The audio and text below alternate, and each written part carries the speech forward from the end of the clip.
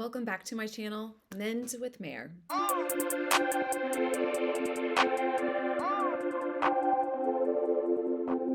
Okay, wow, you guys, I love the comments and the requests that you're putting in. I never expected that I'd be doing reaction videos to Taylor Swift and analysis of her lyrics, but you all adore her as much as I do, and there's so many themes that are overlapping in psychology and therapy that it really makes a lot of sense to dive into her lyrics. A lot of you have asked me to review Tolerate It. Somebody wrote it in capital letters like, tolerate it. And so I was like, all right. I like to just not waste any time. Let's just jump right into it. I sit and watch you reading with your head low. I wake and watch you breathing with your eyes closed. I sit and watch you. I notice everything you do or don't do. You're so much older and wiser, and She is talking a lot about watching this person. When you have to watch somebody a lot in a relationship, it can mean a lot of different things. It can mean that you have your own insecurities, but it also can mean that you are walking on eggshells because you have to anticipate their reactions or their every move. So she's watching him reading, she's watching him with his eyes closed, breathing. She notices everything that he does and that he doesn't do. It gives me the feeling that she's a little on edge or taking notice of everything that he does.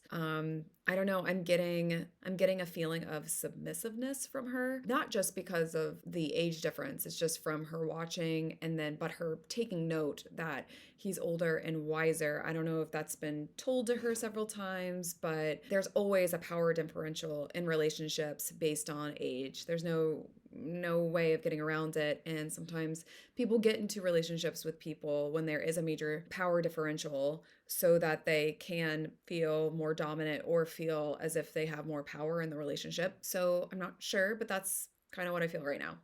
I wait by the door like I'm just a kid. Use my best colors for your portrait. Lay the table with the fancy shit and watch you tolerate it. If it's all in my head, tell me now. Tell me I've got it wrong somehow.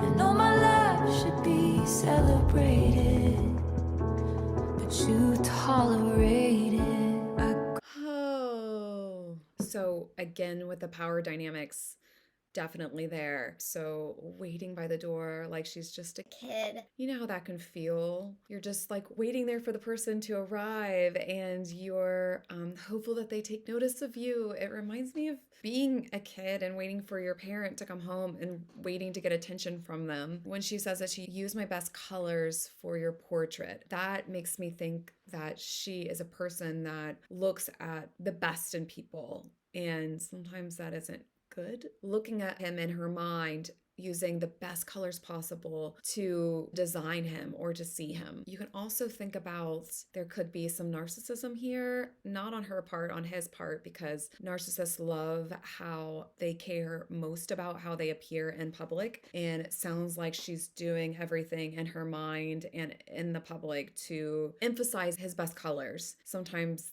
this can be referred to as someone in the relationship that's like a human spotlight. Like you put the spotlight on somebody else and like you shine for them and they shine the light on all of their good parts, but you're not always, looking or being noticed yourself. She lays the table with the fancy shit. So she's doing the things that she thinks will garner attention or to make him happy. She's making it look nice and wonderful. And she's kind of like waiting by the door, like, do you see it? Do you see what I'm doing for you? Look at me. Look. Do you still love me? She watches him tolerate it. Tolerating something is such a horrible thing. I want to look up the exact definition for tolerate, is to allow the existence, occurrence, or practice of something without interference. So it's something that one does not necessarily like or agree with, but they allow it, or it's something that they put up with. No one wants to feel like when they're in a relationship that they're just being put up with. That feels horrible. And then she says, if it's all in my head, tell me now. Tell me I got it wrong somehow. So she has a lot of self-doubt. She maybe has been gaslit from time to time. So she's not always sure that what she's seeing happen is actually real. But she is stating, like, I know my love should be celebrated,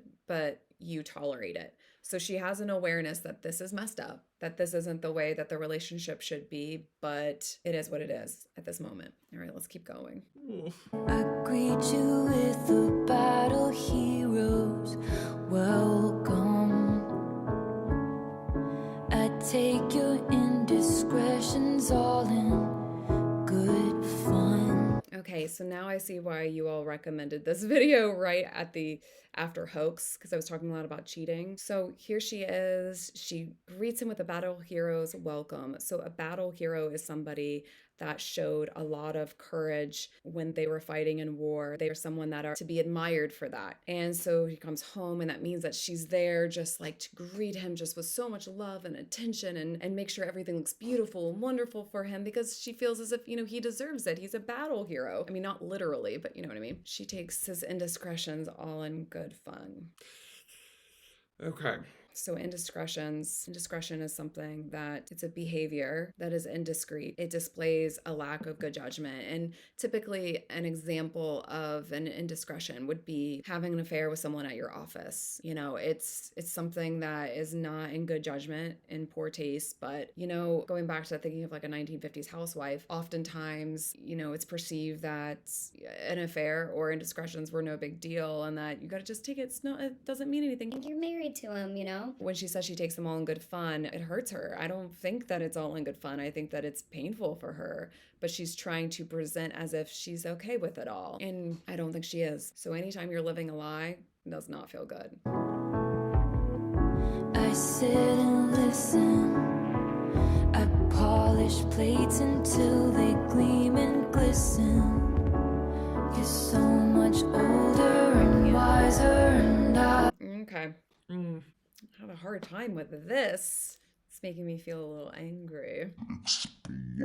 I think that she has been manipulated. She repeats again, you're so much older and wiser, and I feel manipulation tactics have gone on, that actually is something that's used to devalue her opinions or what she thinks or what she is talking about. It's like, oh, well, I'm older and wiser, so clearly you don't know. When you're told that for so long, you do become doubtful of yourself, and you're kind of second guessing who you are, what you're doing, and if you know anything at all. So it's a way to lower somebody's self-confidence for sure. And she probably tells herself that he knows best because he's probably said it to her a million times. It's tough. wait by the door like I'm just a kid. Use my best colors for your portrait. Lay the table with the fancy shit and watch you tolerate it. If it's all in my head, tell me now. Tell me I got it wrong somehow. I know my love should be celebrated, but you tolerate it. Girl, you know it. You know the truth. Your love should be celebrated. Absolutely. You know what this feels like when you're in a relationship with someone and their love or even like for you that was there in the beginning of the relationship is dwindling and going, and you wish that they still felt the same for you. And it sounds really sad, and I feel as if, not that she's exactly pathetic, but it's as if that neediness that doesn't feel good when you're like waiting for them and you see the best in them, and you're hoping that what's going on really isn't going on. Like, I think that she's slightly in denial, but starting to get toward believing that it's real. But what tips me off again that there's some type of like emotional abuse or an emotionally abusive relationship here is because she's kind of reverting back to the same pattern, that despite everything that he's done, she goes back to this pattern of appeasing the abuser, which is like a trauma response. She'll do her best, she'll give it her all, hoping that maybe she'll get something more than just someone who tolerates her. I do think that she's moving from blissful ignorance into a step further of accepting that this isn't right and this is where they're at right now. While you were out building other worlds, where was I? Where's that man who threw blankets over my barbed wire? I made you my temple, my mirror, my sky. Now I'm big. I gotta stop. But I gotta go back. Wait. There's so much. While you were out there building other worlds, where was I? She's brilliant. So he's spending so much time away from the home. He's out doing whatever. It sounds like she's turning the tables on him, that she's moving from denial to anger, which is totally a grief response. Part of the stages of grief that you can experience when you are going through the death of a relationship, like realizing it's falling apart. And so she's asking him, like, when you were out there building other worlds, where was I? She was by his side, or maybe she was just making the home tidy for him. And then where's that man who'd throw blankets over my barbed wire? Oh, that is, I gotta, where's my lighter? I gotta light a candle for this. This is a little emotional. He once was this awesome guy. He once was this person that would put blankets over her barbed wire. Like when she was hurt, he would save her. And that's no longer, what's happening anymore. That she put him on a pedestal. We can't point the finger now. We can't say whether she was wrong or right in doing this and like what led up to causing this, but it happened where she made him her temple, her mural, her sky. So when you think about her lyrics about took your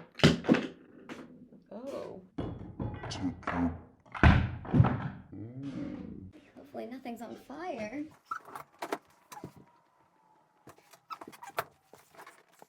I don't even know where that candle rolled off to. I guess they're unhappy about it too. So when she was talking about, she takes his best colors for his portrait, and you think about, she made him into her mural, her sky, like her number one. Now I'm begging for footnotes in the story of your life, drawing hearts in the bottom. And now she's begging for footnotes in the story of his life. Whenever you're reading a book, there's typically footnotes sometimes, or articles, depends on whatever you're reading, but footnotes are just down there at the bottom that just give a little bit of information. It could be like the number of pages there are, or some type of, or it's like a citation or something. So I'm thinking about if a person was in a marriage and you're like reading all the stuff that somebody wrote, and then it's just like a little mention in the bottom.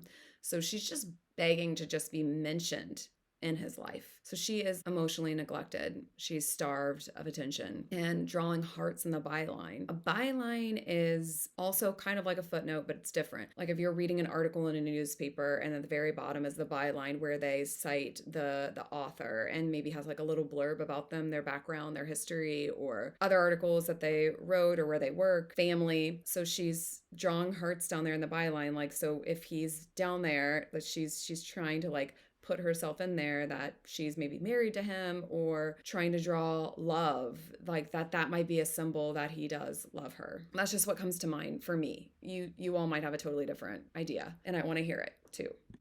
Always taking up too much space or time. You assume I'm fine, but what would you do if I... Okay, always taking up too much space and time, and you assume I'm fine. Their partner isn't even asking how they are, and doesn't even ask, and assumes that she's fine. She's not fine. She's not fine at all. Let's keep going. Break free and leave us in ruins. Took this dagger in me and removed it. Gain the weight of you, then lose it. Believe me, I could do.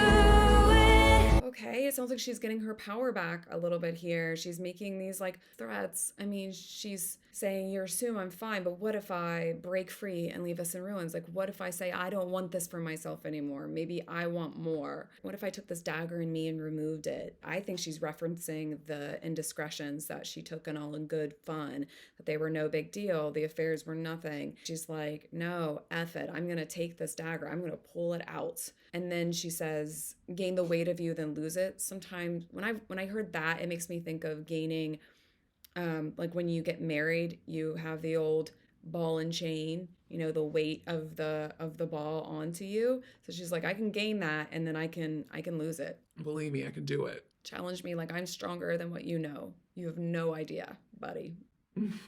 I'm also thinking that this dagger took the dagger in me and removed it. Maybe it's like the weight of him and his indiscretions that have driven the dagger in. And she's saying, I can gain that weight and I can remove it too. If it's all in my head, tell me now. Tell me I've got it wrong somehow. I know my love should be celebrated, but you tolerate it.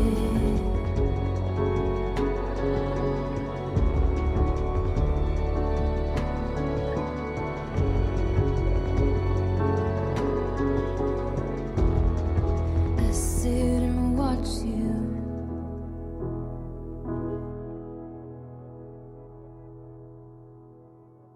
All right. I think that she's realizing that she's being emotionally abused and neglected in her relationship, treated in a way that she never should be, and that she also slips back into the role of just a sit and watch you, like going back to what she knows, and she maybe hasn't recognized her escape. She doesn't know how to.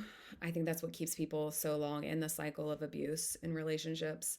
There's really not a reason, and I can't tell if there's a happy ending to this. It seems as if she's starting the process of having anger and accepting that this isn't right, but then also doesn't know what to do about that information. I think a lot of us have been there. That feeling when you're just unsure. She knows she deserves better, but you kind of don't know what to do. And that's that feeling that somebody's stuck, that she's stuck right now in this relationship, but now she's finally seeing it for what it is. And that this amazing, like larger than life person that he is presented as, or that she's put him up on a pedestal, has actually been to her detriment. So I hope you all enjoyed this. Let me know if I'm digging too deep or if you all saw it the same way. I'm also aware that I was assuming that it's a he and a she. I should have used they, them, but I think it's just my heteronormative conditioning that has occurred. So my apologies there. Thank you all for watching. Let me know your thoughts in the comments, and I will get to other videos too, because I love doing this for you all. Be well, be safe,